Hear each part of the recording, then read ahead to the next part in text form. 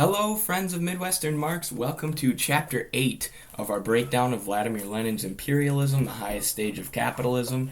Today we're going to be covering the chapter, The Parasitism and Decay of Capitalism. So this is a highly relevant chapter for people living in the West, such as myself. I live in America.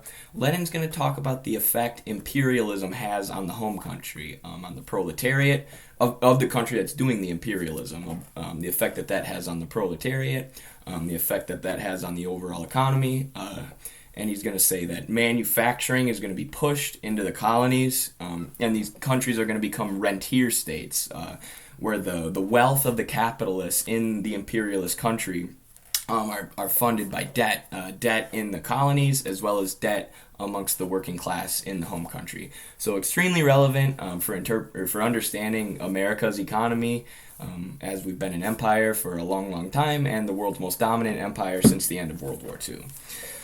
So Lenin starts out by saying that late-stage capitalists, monopoly capitalists, both stagnate and decay. So this leads to a couple things, and one of these things it leads to is the possibility of deliberately stopping progress. So the economic possibility of deliberately stopping progress. So what does that mean?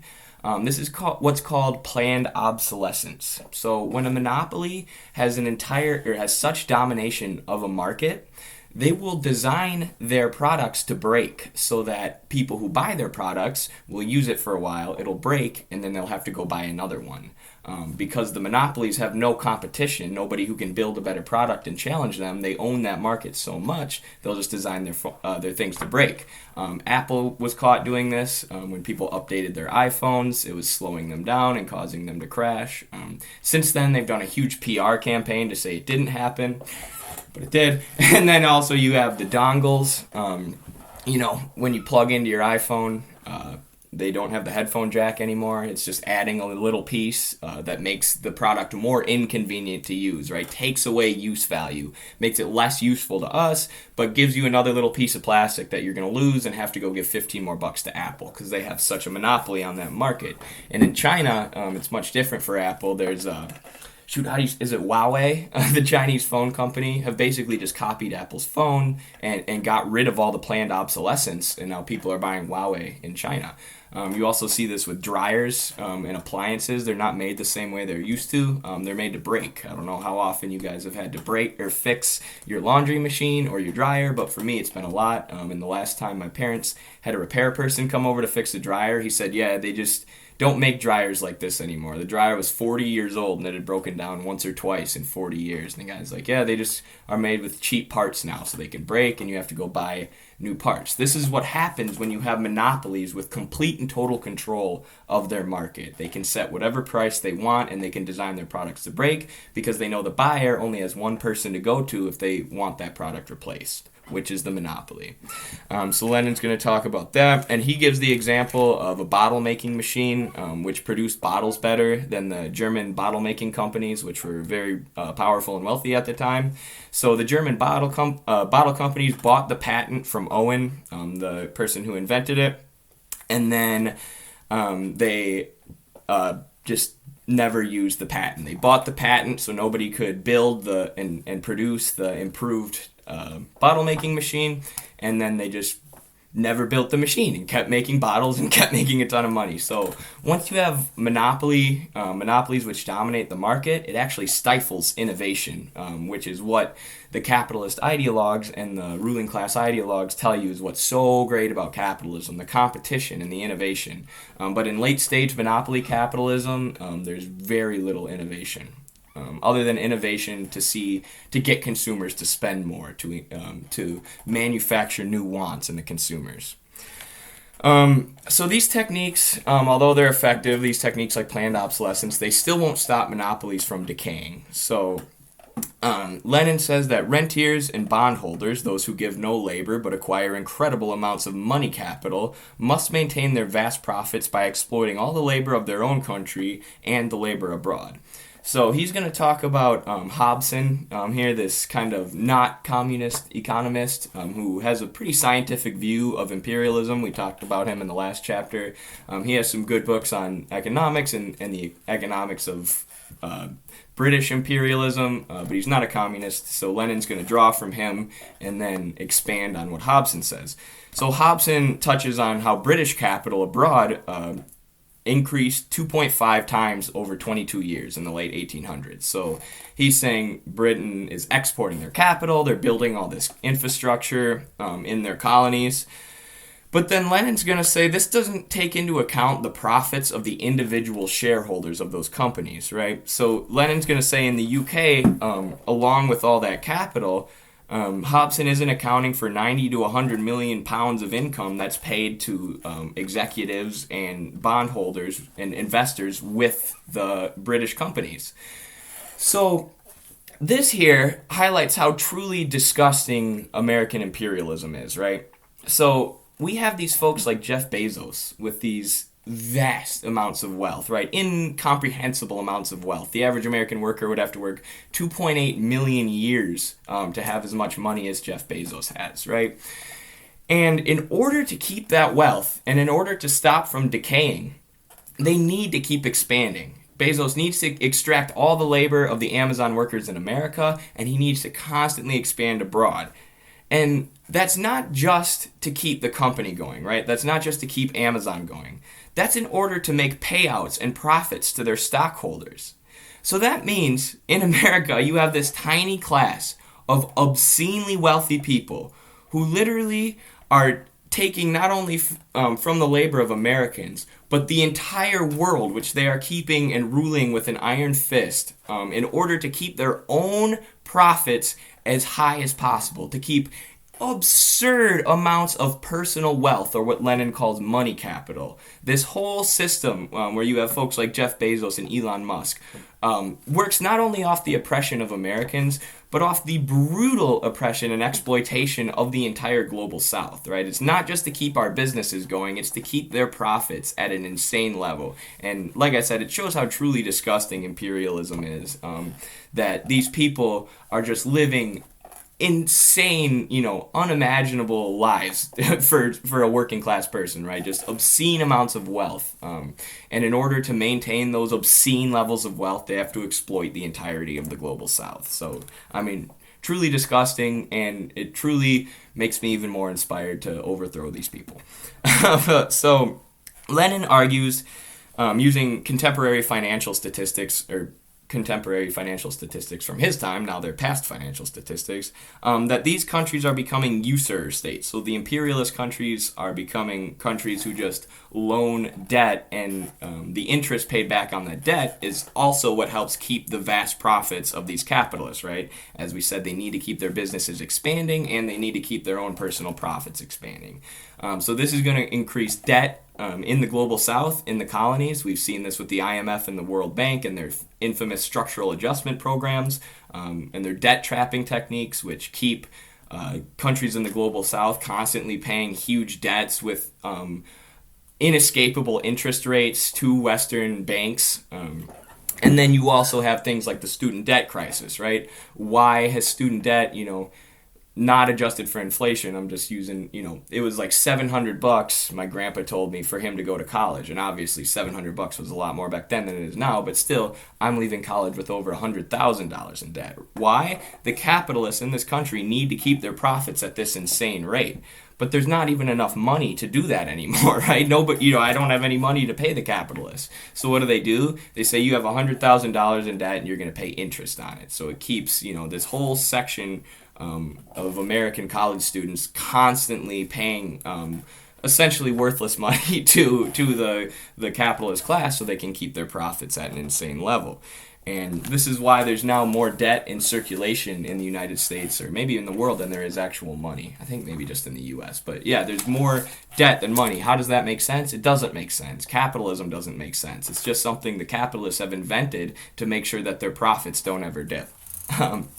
So Lenin says the rentier state is a parasitic, decaying capitalism which affects all socio-political conditions of the countries involved. So just like I was talking about, we have this parasitic, decaying, imperialist monopoly late-stage capitalism that preys on the global south and preys on people in this country in any way imaginable, including through debt. That's the student debt crisis and the structural adjustment loans put on countries in the global south, perfect example of parasitism and how capitalism's decaying, but they have to come up with these mechanisms in order to keep their profits as high as possible. Also, you saw trillions of dollars dumped into the stock market during the pandemic here. Also, just to keep the profits of those stockholders from ever dipping.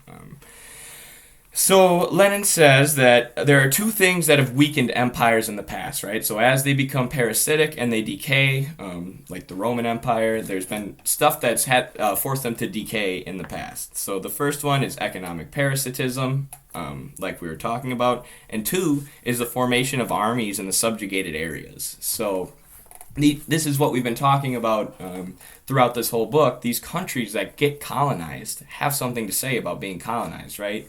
And they want to get the U.S. out of there as far as like just, we want to be an independent nation.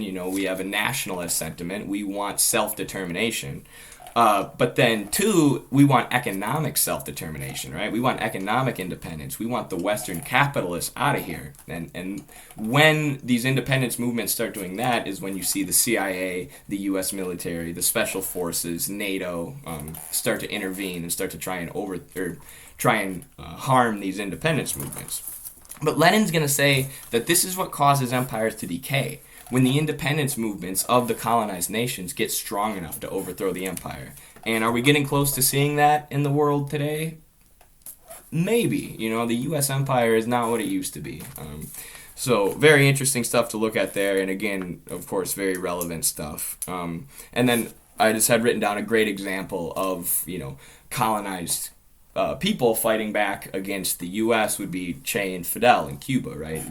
The U.S. had Fulgencio Batista, the military dictator, ruling over Cuba, and the colonized people said, we're done with this. We're going to build our own economic system, and we're going to have independence. And then they fought a war and won, and that's what they did. Usually the U.S. has been successful in stamping out these independence movements to some degree, but, more and more of them have been, or a lot of them have been successful, and they haven't gone away. As long as there's capitalism, there will always be socialism, and as long as there's imperialism, there will always be independence movements. So there we go. So Lenin says monopolist bribes also bring the corrupt forces in colonized countries, allowing for imperialists to have colonized people fight amongst themselves. So the U.S. will go into the countries we're trying to overthrow, they'll find the right-wing forces, and they'll back them and they'll arm them. You have the Contras in Nicaragua they did this against. They've done this a million times. The Venezuelan opposition forces right now. Mutubo Sese Seko in the Congo, Pinochet in Chile, and of course there's a million. And of course the U.S., in Syria, there weren't enough rebel forces to fight against Assad, who the U.S. wanted to overthrow. So they went and they got radical jihadist extremists from Lebanon, from the UAE, from all these other places, from Libya, and they shipped them into Syria and created the Syrian rebels in order to destabilize the region. So the empire will look to the countries they're trying to colonize, and they will fund the right-wing forces within there, and prey on the corruption of countries and that they're trying to colonize. So Lenin quotes Hobson, who says that Western parasitism, in which a Western financial aristocracy maintains upper classes with vast wealth obtained from Asia and Africa, will outsource their own industry, and their own people will be occupied with a different work. So we've seen this in the U.S. and the U.K. Our manufacturing has been hollowed out. In the U.S., it was the Rust Belt. We lost all these jobs as they were pushed to colonies where we can have goods manufactured cheaply. All the protectionist trade deals were destroyed, so corporations can just have their products made wherever there's basically slave labor, austerity, no labor regulations, and then just ship those products to the U.S., sell them at a major profit. So this causes manufacturing in the home country, the imperialist country, to be pushed out, and the industrial proletariat becomes extremely weak, which is bad for revolution. And this happened in the UK too, with Thatcher hollowing out Scotland's manufacturing industry, and really the manufacturing industry of the entire UK. Sorry, my partner Carlos just called me right in the middle of filming my video. I had to cut him off. So, of course, the UK pushed all their manufacturing out, and that is another one of the things you'll always see with imperialism, right? The imperialist countries will always push their manufacturing out so they can have commodities manufactured for cheap in the global south. And Lenin's going to argue that this also creates opportunism among the proletariat of the home country, right? These people, there's a lot of service jobs that are made now because everybody still has to have a job. You know, people have to work to pay for food, but you're pushing all your manufacturing and all your industrial proletariat out of the country. So there are all these service jobs, and of course there's a lot of tech jobs growing, which with the increase in technology. But the kind of jobs change, and it also creates an opportunity for opportunism among the proletariat. So Lenin's going to mention a social democrat who was saying we should use who was expelled from Lenin's party, who was saying we should use the military to stop independence movements in Asia and the Middle East so we can keep them oppressed so that our country will be richer and then our workers will be richer, right? This is kind of what happened in the U.S. in the 1900s, and after the Depression, you had a labor aristocracy that was formed where it was pretty good to work in the U.S. You know, workers were making a lot more money than they are today. But that was all, based off the exploitation of the global South. You know, the global South is not living good. And in the U.S., people of color were left out of all the programs and stuff for workers, and a lot of the unions didn't allow people of color. So, yeah, lower and poor productive workers kind of become separated from the upper stratums of the proletariat under imperialist countries. Lenin's going to talk about this. So, you see that in the U.S. right now. There are all these productive workers who are sort of looked down upon, the plumbers, the carpenters, the people who make society run, right, who do the dirty work that nobody wants to do. We consider that, jobs for dumb people. You're just not smart enough to work your way up the system if you have to do one of these essential jobs, But it's like, okay, if you don't have any plumbers, these people you work down on, who are you going to call when your toilet breaks, right? So these are the most important jobs in society, and they become jobs that are looked down on. And everybody, even in the proletariat, wants to make it to that middle class, right? You just want to work a service job, or maybe not a service job, but a management position where you don't have to work so hard, but you can be in the upper middle class of the proletariat and just kind of live your life, And this is what Lenin calls opportunism, and this opportunism comes from imperialism, right? When you have this country where the proletariat is, as long as you get one of these managerial positions, you can live better than the dirty, productive jobs that are looked down upon in society, which are also being outsourced. Right? So imperialism creates sort of a privileged set of workers, Lenin says, a bourgeois proletariat, and politically this leads to opportunism, right? You see in America there's a ton of social democrats, right? People who are just like, let's continue exploiting the global South, but let's do more for workers while we do it. And Lenin says this is poop.